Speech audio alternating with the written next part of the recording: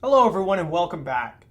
Now, over the past few videos, we've been having a lot of fun talking about flows on the circle. You got introduced to flows on the circle with uniform and non-uniform oscillators.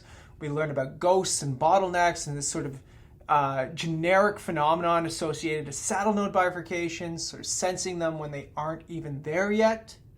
And what I would like to do in this video is a fun application of a lot of these phase models, these flows on the circle. In particular, what we're going to do is we're going to look at a simplified model for entrainment dynamics, so synchrony for fireflies, okay? And what this goes back to is a 1978 study by Hansen who tried to sort of induce synchronization in fireflies experimentally.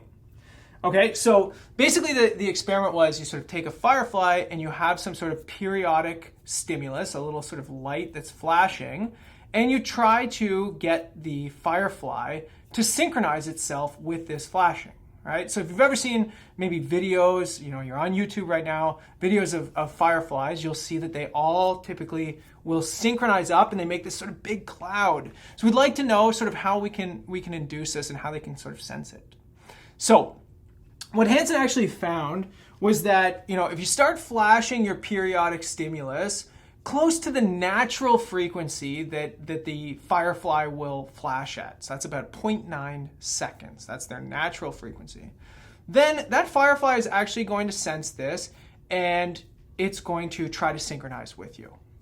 But of course, if you are going way, way, way too fast, the firefly just cannot keep up.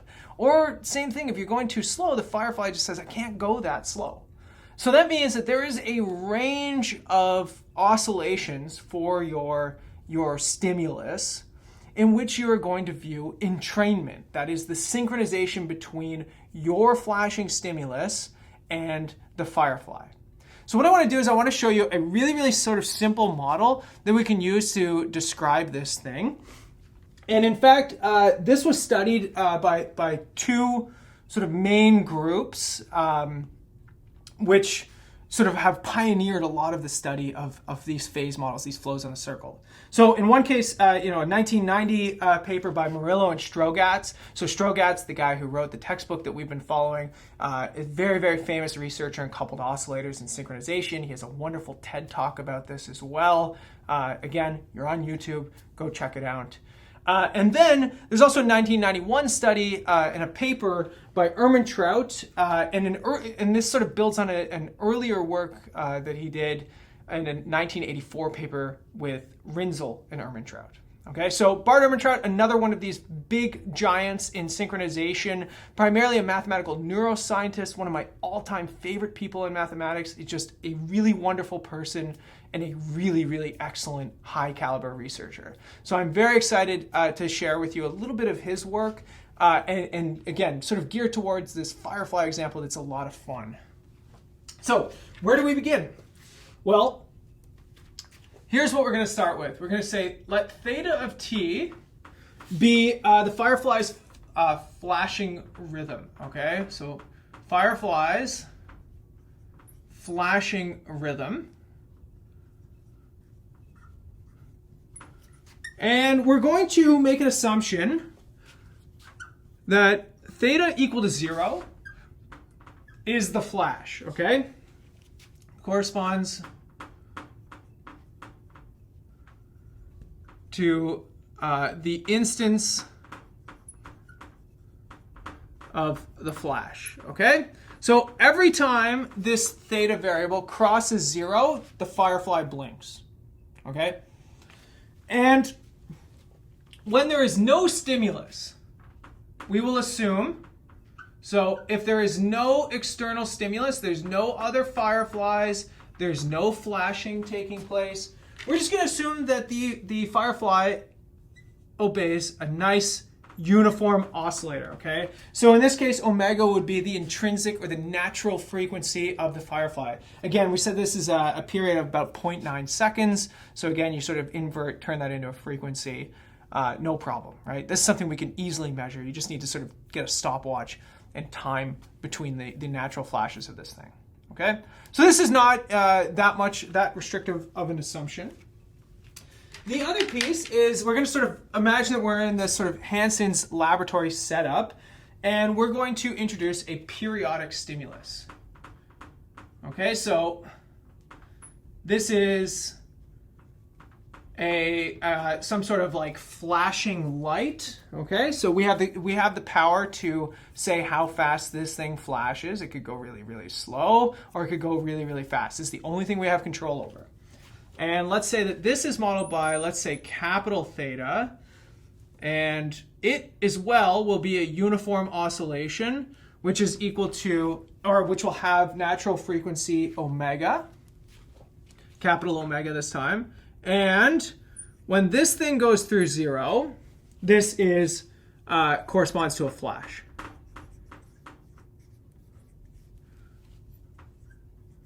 All right, so we get to control this thing. This capital omega is a sort of control parameter. We get to move it around, right? We can determine how fast this thing is going to flash. And here's the model. We're going to use that same non-uniform model. So our model will be theta dot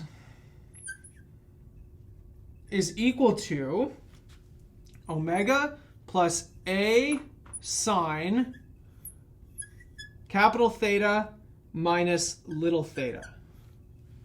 Okay, so you have this sort of nonlinear function. Again, it has to be a 2 pi periodic function. And what it's doing is you are flashing this thing, and the Firefly is trying to catch up, right? So this is measuring the sort of response that the Firefly has to itself based on how far off it was when it was trying to synchronize, okay? So using a sine here, maybe not the most accurate thing in the entire world, right? This would actually be a general 2 pi periodic function, and you can go ahead and try different ones. You can use cosine or anything that you want. But I want to connect it back to the things we've been playing with, so let's use this sort of phenomenological model here. And of course, I'm going to restrict A to be positive, just because, you know, again, same thing that we've been doing over and over in this sort of video series so far. And actually, this value of A has a precise meaning for the Firefly. It's what's called the resting strength, okay? So this is the sort of Firefly's ability to modify its instantaneous flashes, okay? So the larger this is, the quicker the Firefly can respond to that stimulus, right? So if I flash and then the Firefly flashes, Firefly goes, oh, I was off. I gotta correct, right? And so the larger A is, the quicker that correction happens. And that's why you have this difference in here as well, right? This is sort of telling you how far off the Firefly is from where it wants to be. Okay. So then what this actually means is that if the stimulus is ahead of the Firefly, well, this means that this difference is between 0 and pi, and it implies that theta dot is positive, which means the Firefly speeds up.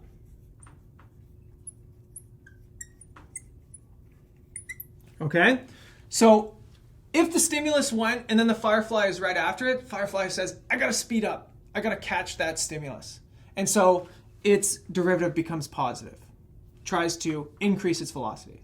Same thing happens if the stimulus is behind the Firefly kind of looks behind and says, I'm too far ahead. I gotta slow down, right? And so you get the opposite here. So how are we gonna analyze this model? Well, we're gonna introduce a phase difference, okay? So let's do the analysis that we kind of have done a couple times here. We're gonna use this phi to represent the phase difference. This is the difference between the stimulus and the Firefly. And in this case, I can actually compute its differential equation. It's the capital theta dot minus little theta dot, so we can get rid of a little bit of this confusion. It is omega minus little omega minus a sine of phi. Okay, so it's a closed system. Phi only depends on itself. you have two parameters, the frequency of the stimulus that I get to choose and the natural response of the Firefly.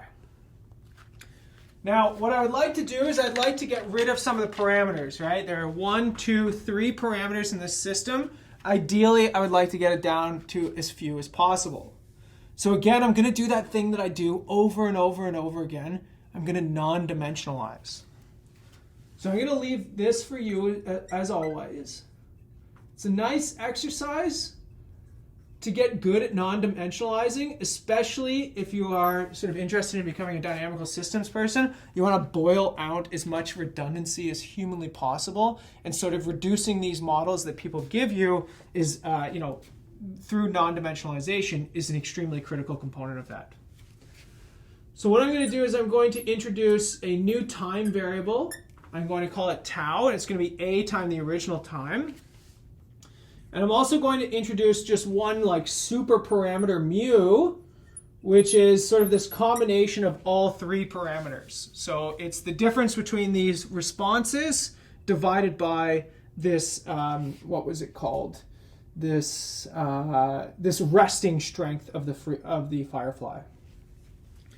And so I'm gonna let you have your fun with this. But what you get here is you get mu minus sine of phi. So in this case, mu, again, the sort of super parameter, really it's just sort of describing the difference between these two frequencies. And so we can ask ourselves sort of what happens in this case. All right, so let's go through a little bit of the analysis of the system. It's very, very similar to what we've seen previously for the non-uniform oscillator. But we know that when mu is small, so let's do the absolute value of mu. When mu is small, this tells us that frequencies, well, the frequency of the flash and the frequency of the Firefly are very, very close together. Now, from Hansen's experiments, that tells us that we should see some synchronization here, right? When the two frequencies of these things are very close together, the Firefly should be able to sort of link up with the stimulus. So in this case, we expect entrainment. So again, just as a sort of aside, I keep saying entrainment. And the reason I'm saying entrainment instead of synchronization is because I'm forcing something to synchronize up with me, okay? So, if I was, say counting 1, 2, 3, 4, and you were trying to count along with me, I was relentless, right? I didn't try to sort of fit into what you were doing. I forced you to get into the same rhythm that I was counting, then I'm doing some entrainment. Whereas if we both sort of come together and meet in the middle, that's typically more of a synchronization phenomenon. So the entrainment here comes from the fact that I am training the Firefly. Now, let's look at a couple different scenarios, okay? If we plot the right-hand side of this differential equation for a few different values of mu, well, for mu equal to 0 here, I get just a nice little sine curve with a single fixed point. Okay, so this is phi dot. Or sorry, a fixed point at 0. And in fact, you can show that this thing is stable. So I'm just drawing it on the line for now. It doesn't really matter. It's sort of, you can take everything periodically, but I just want you to notice that the phase difference is equal to 0. That means that these two things go through 0 at exactly the same time, which means that they're flashing identically in rhythm. And that's pretty obvious, right? If mu is equal to 0, that means that my stimulus is at exactly the same frequency that my Firefly is at. My Firefly says I can match that any day of the week. Don't worry about that. Okay, so let's look at another case. When when mu gets a little bit larger, that fixed point shifts a little bit to the right. So I'm just going to look at mu positive. If mu is negative, it would shift over here. It would be the same thing. But it still stays stable. So I still get a little bit of synchrony here. But in this case, phi is positive. That means that theta is larger than phi. All right, sorry. Capital theta is larger than little theta. That means that my stimulus flashes, and then there's a little bit of a lag, and my Firefly flashes.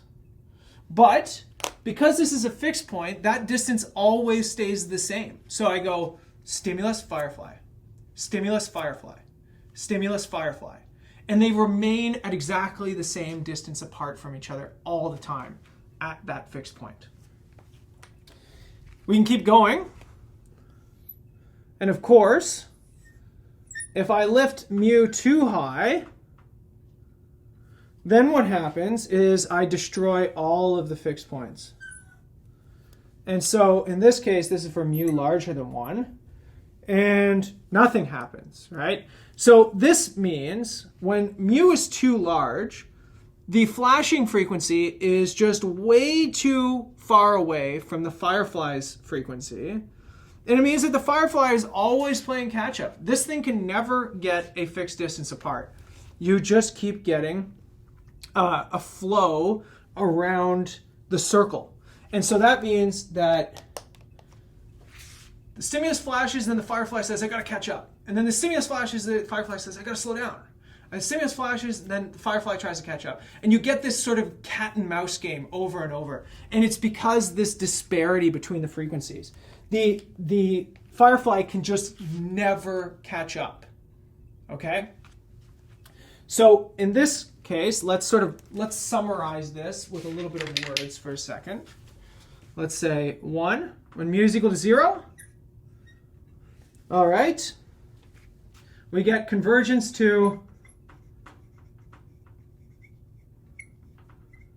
phi star equal to 0. You get a fixed point at 0 here. And that means that everything is perfectly in phase.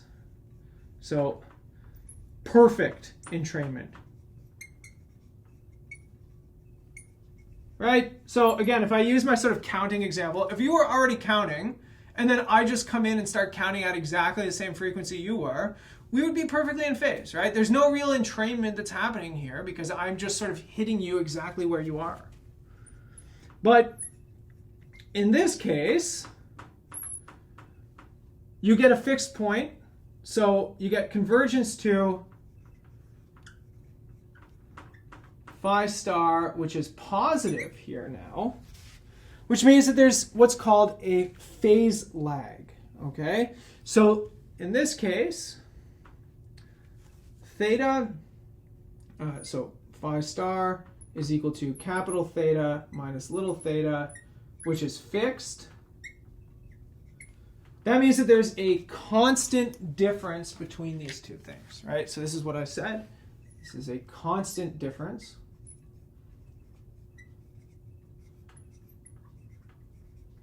And in this case, we get what is called phase locking. Okay, so this is called phase locking. There, two phases on the circle drift around with a constant difference between them. Okay, so stimulus hits 0, and then at a constant time behind, the Firefly hits 0. So flash, flash, right? That's the phase locking, when you get this constant phase difference, okay? And then, of course, the last one is when mu is bigger than 1. And in this case, there is no phase locking. In this case, there was a saddle node bifurcation at mu equal to 1. Right? So you're just sort of lifting this thing off and you get the saddle node bifurcation, sort of the opposite of what we examined in the previous few videos. And in this case, what you get is what's called a phase drift. And you would see some ghosts as well, right? You see some ghosts and some bottlenecks. But in this case, again, just playing catch up over and over and over and over again. And so what does that actually mean? Well, it tells us that the range of entrainment, right?